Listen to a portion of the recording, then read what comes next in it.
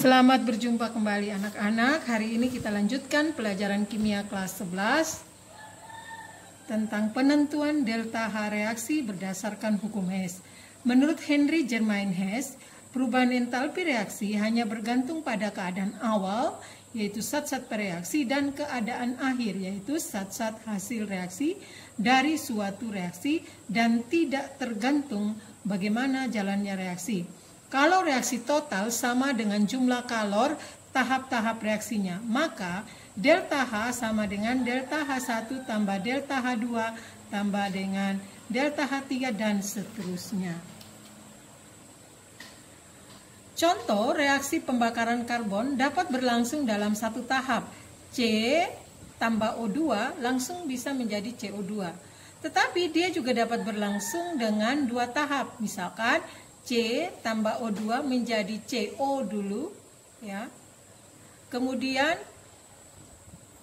CO ini bereaksi lagi dengan O2 menjadi CO2. Jadi ada dua tahap, tahap 1 dan tahap 2. Tetapi delta H1 yang satu tahap harus atau tetap sama dengan delta H2 ditambah delta H3, atau dapat dirumuskan delta H1 yang satu tahap ini, delta H reaksinya tetap sama dengan delta H2 ditambah delta H3. Diagram siklusnya reaksi pembakaran karbon seperti ini. Jadi kita bisa lihat di sini, kalau satu arah C tambah O2 bisa langsung menjadi CO2, ini satu tahap. Ya. Kalau dua tahap maka C tambah O2 menjadi CO dulu, kemudian CO tambah O2 lagi, baru menghasilkan CO2. Akan tetapi, yang satu tahap ini, H1, delta H-nya itu sama saja dengan delta H2 ditambah dengan delta H3.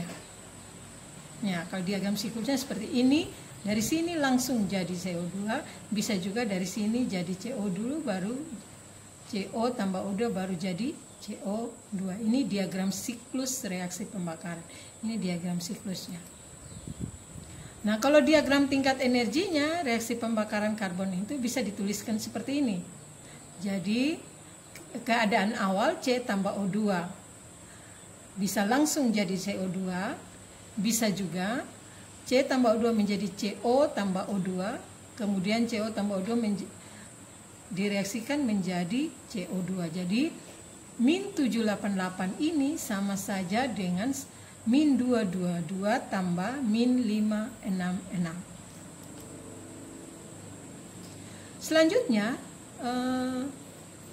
delta H reaksi juga dapat dihitung dengan menggunakan data entalpi pembentukan standar. Zat-zat bereaksi dianggap terlebih dahulu terurai menjadi unsur-unsurnya, kemudian unsur-unsur itu bereaksi membentuk zat produk. Contoh reaksi MAB tambah NCD menjadi PAD tambah QBC, di mana M, N, P, dan Q ini adalah koefisien reaksi. Maka delta H reaksi sama dengan sigma delta H0F produk dikurangi sigma delta H0F reaktan, sama dengan P, ya. Sekarang produknya mana? AD tambah BC. Berarti cara menghitung delta H reaksi sama dengan jumlah koefisien, ya, koefisien dari produk ini AD berapa? P. Berarti koefisien kali dengan delta H pembentukan standar AD ditambah dengan Q, koefisien dari BC, dikali dengan delta H pembentukan standar BC, kurang sigma delta H0 reaktan. Reaktan itu yang ada di ruas kiri. Berarti M kali, M ini adalah koefisien AB, M kali delta H0F AB ditambah dengan N, ini koefisien dari CD, N kali delta H0F CD. Penentuan delta H reaksi juga dapat dihitung melalui data energi ikatan, ya. Nah, energi disosiasi ikatan atau D adalah energi yang diperlukan untuk memutuskan salah satu ikatan 1 mol suatu molekul dalam wujud gas. Sedangkan energi ikatan rata-rata adalah energi rata-rata yang diperlukan untuk memutuskan sebuah ikatan dari seluruh ikatan suatu molekul gas menjadi atom atau gas. Reaksi kimia antar molekul dianggap melalui dua tahap, yaitu menguraikan senyawa menjadi unsur-unsurnya, kedua mengubah unsur menjadi atom gas. Maka delta H reaksi, kalau ini berdasarkan data energi ikatan, maka delta H reaksi atau perubahan entalpi reaksi itu sama dengan sigma energi pemutusan ikatan dikurangi dengan sigma energi pembentukan ikatan. Biasanya dalam soal maka data energi ikatan rata-rata ini sudah dicantumkan dalam soal. Selanjutnya bahan bakar dan perubahan entalpi. Nah, kita lihat sini bahan bakar merupakan suatu senyawa yang bila dibakar menghasilkan kalor yang dapat dimanfaatkan untuk berbagai keperluan. Bahan bakar fosil ya, itu contohnya adalah minyak bumi, gas alam dan batu bara. Nilai kalor beberapa bahan bakar, gas alam itu 49, batu bara 32, nilai kalor bakarnya bensin 48, arang 34 dan kayu 18. Perhatikan reaksi pembakaran isooktana berikut. Reaksi pembakaran sempurna, kita perlu ingat bahwa dalam reaksi pembakaran sempurna senyawa hidrokarbon dia akan menghasilkan CO2 tambah H2O. Kalau pembakaran tidak sempurna dia akan bisa menghasilkan karbon monoksida atau CO dan jelaga atau C. Baik. Untuk reaksi pembakaran sempurna ini oktana salah satu komponen dari bensin ya, C8H18 ditambah dengan 12O2 menghasilkan 8 CO2 tambah 9 H2O, delta H-nya min 5460 kJ. Artinya dia melepaskan kalor sebesar 5460 kJ. Sedangkan apabila pembakarannya tidak sempurna, ya, perhatikan di sini C8H18 tambah 8O2 menghasilkan CO2 tambah CO tambah 9H2, maka delta H-nya min 5170. Maka delta H-nya ini atau kalor yang dilepaskan ini berkurang, makin kecil. Jika pembakaran tidak sempurna lagi, yang kedua C8H18 tambah 8 menghasilkan CO2 tambah 2CO tambah 9H2O, maka delta H-nya makin kurang, min 4887,2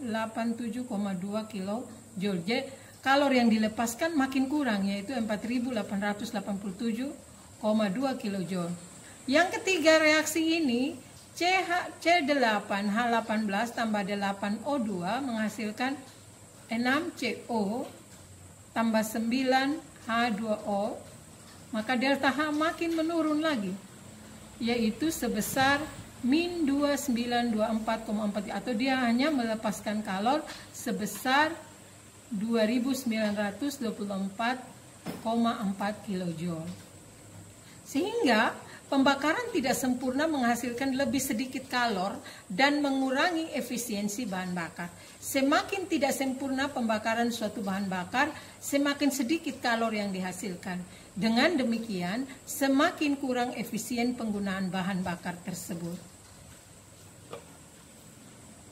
Baik, contoh soal nomor 1, diketahui reaksi 2Al tambah 3/2O2 menjadi Al2O3, delta H sama dengan min 1601 kJ. 2Fe tambah 3/2O2 menjadi Fe2O3, delta H sama dengan min 821 kJ.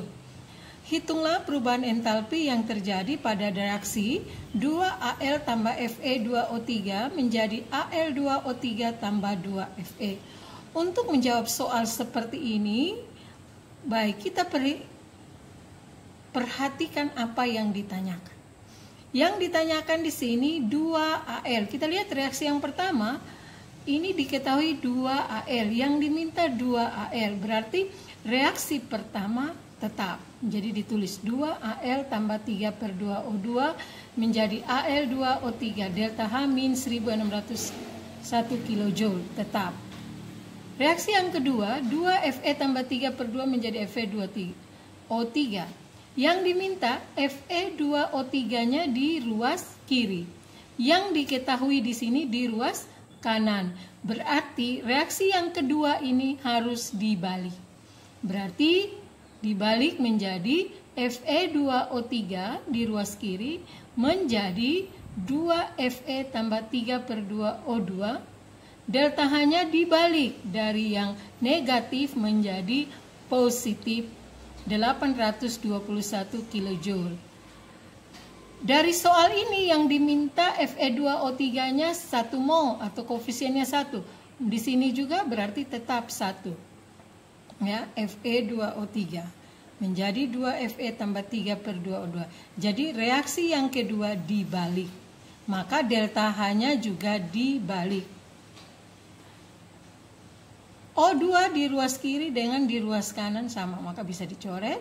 Sehingga tinggal di ruas kiri 2Al tambah Fe2O3 menjadi di ruas kanan Al2O3 ditambah 2Fe.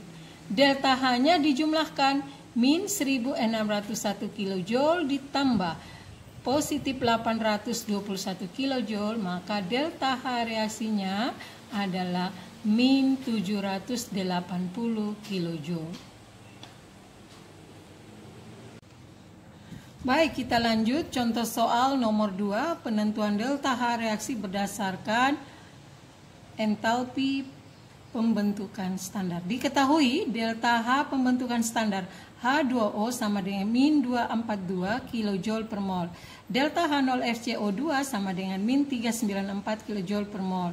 Delta H0FCA4 sama dengan min 84 kJ per mol. Hitunglah perubahan entalpi pembakaran metana. Jawab, langkah awal yang kita lakukan adalah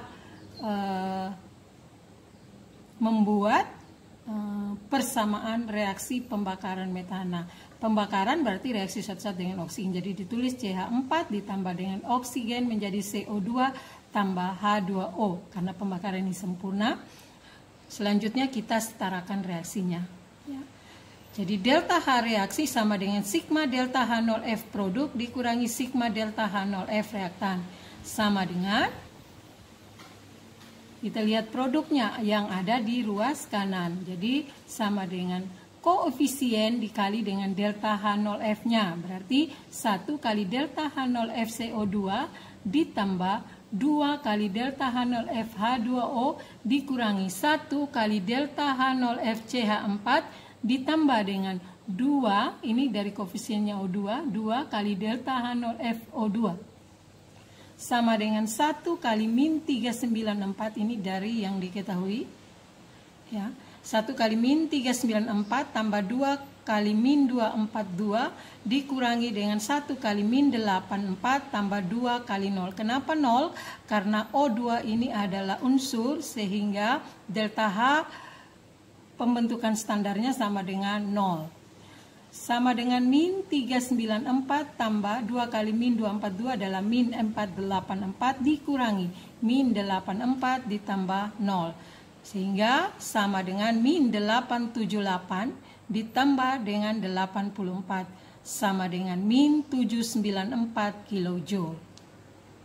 Jadi perubahan entalpi pembakaran metana adalah min 794 kJ. Karena kita lanjutkan contoh soal berikutnya. Diketahui energi ikatan rata-rata sebagai berikut. CH 414 kJ per mol, ClCl 244 kJ per mol, HCl 432 kJ per mol, CCl 326 kJ per mol. Tentukan perubahan entalpi reaksi CH4 tambah Cl2 gas menjadi CH3Cl gas tambah HCl gas. Langkah awal yang harus kita lakukan adalah kita menuliskan rumus struktur dari semua zat yang terlibat dalam reaksi. Yang pertama CH4. Ya, CH4 di sini. Kemudian ClCl, kemudian CH3Cl ditambah dengan HCl. Ini rumus strukturnya. Setelah itu Anda perlu ingat bahwa penentuan delta H reaksi berdasarkan energi ikatan itu rumusnya delta H sama dengan jumlah energi pemutusan ikatan dikurangi dengan jumlah energi pembentukan ikatan. Pemutusan ikatan itu yang ada di ruas kiri, sedangkan pembentukan ikatan itu yang ada di ruas kanan, atau delta H sama dengan energi ikatan ruas kiri dikurangi energi ikatan ruas kanan. Baik, kita lihat yang ruas kiri dulu dengan kanan. Langkah awal yang perlu juga kita perhatikan adalah kita lihat rumus struktur ruas kiri dan kanan yang sama. Misalnya ini CH3, 1, 2, 3. CH di sini ada 3 yang sama, ini juga 1, 2, 3 sama. Berarti kita tidak perlu menghitung lagi karena sudah sama ruas kiri dengan kanan.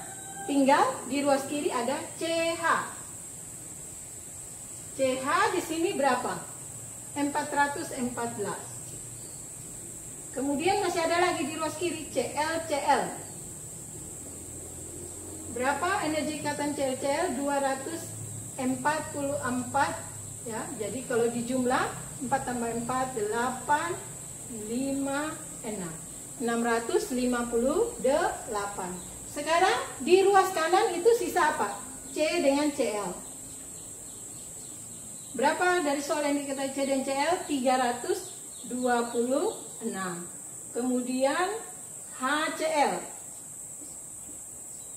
sama dengan berapa HCl? 432. Kita jumlahkan berarti 857. Delta H reaksinya ya. Delta H reaksinya maka sama dengan kiri kurang kanan. Berarti kirinya berapa? 6, 5, 8. Kurang kanannya 7, 5, 8. Jadi hasilnya min 100 kJ per mol. Baik anak-anak, ini jawabannya. Jadi delta H reaksinya sama dengan min 100 kJ per mol. Baik anak-anak, kita lanjutkan contoh soal berikutnya. Jika diketahui data energi ikatan rata-rata CH 415 kJ per mol, O rangkap 2 dengan O 495 kJ per mol, CO sama dengan 745 kJ per mol, OH sama dengan 467 kJ per mol. Tentukan besarnya entalpi reaksi CH4 tambah 2O2 menjadi CO2 tambah 2H2O. Langkah awal yang harus Anda lakukan seperti tadi, kita harus membuat rumus strukturnya dulu. CH4 ditambah dengan 2OO, ya, O rangkap 2 dengan O. Kenapa O rangkap 2? Karena O supaya stabil dia harus menerima 2 elektron. Jadi O juga yang satu supaya stabil menerima 2 elektron. Oleh karena itu supaya sama-sama stabil maka ada 2 pasang elektron yang digunakan bersama-sama. Jadi O rangkap 2O seperti ini. Kemudian CO2, rumus strukturnya seperti ini, ditambah dengan H2O. Ini adalah rumus struktur dari air. Selanjutnya kita hitung di ruas kiri dengan kanan. Apakah ada yang sama? CH masih ada, ternyata tidak ada yang sama, berarti kita hitung seluruhnya. Sekarang kita lihat ikatan C dengan H ada berapa? 1, 2, 3, 4. Berarti kita tulis 4 kali ikatan C dengan H. Berarti sama dengan 4 kali C dengan H. Berapa tadi? 415. 4 kali 415 sama dengan 1660. Ya. Kemudian ditambah dengan apa lagi di ruas kiri? Ada O dengan O berapa? 2. 2 karena ini ada koefisiennya, tinggal dikali juga koefisiennya 2. 2 kali O dengan O berapa? Di sini 400 sama dengan 2 kali 495. 2 kali 495 sama dengan 990. Jadi kalau dijumlahkan 0, 5, 6, 2, 650. Kemudian di ruas kanan C dengan O ada berapa? 1, 2. Berarti 2 kali ikatan C rangkap 2 dengan O. Berarti sama dengan 2 kali 745. 2 kali 745 sama dengan 1490. Ya. Kemudian ikatan O dengan H ada berapa? O dengan 1, 2. Ya. 1, 2. Kali dengan koefisiennya 2, berarti 2 kali 2 berarti 4. 4 kali ikatan O dengan H. Berarti 4 kali 467. Ya, anak-anak, 4 kali 467 adalah 1868.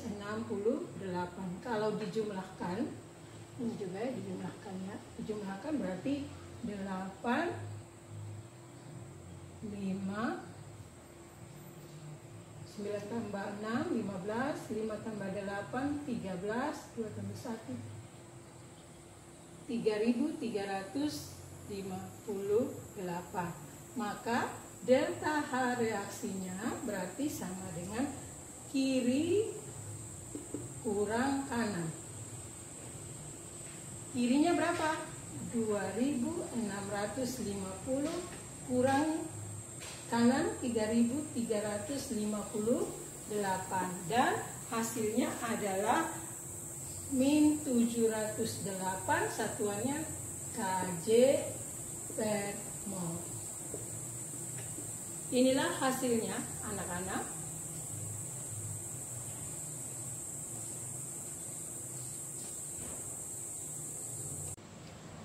Untuk menambah pemahaman Anda tentang materi yang sudah disajikan, kerjakan latihan soal berikut ini. Nomor 1, nomor 2, nomor 3,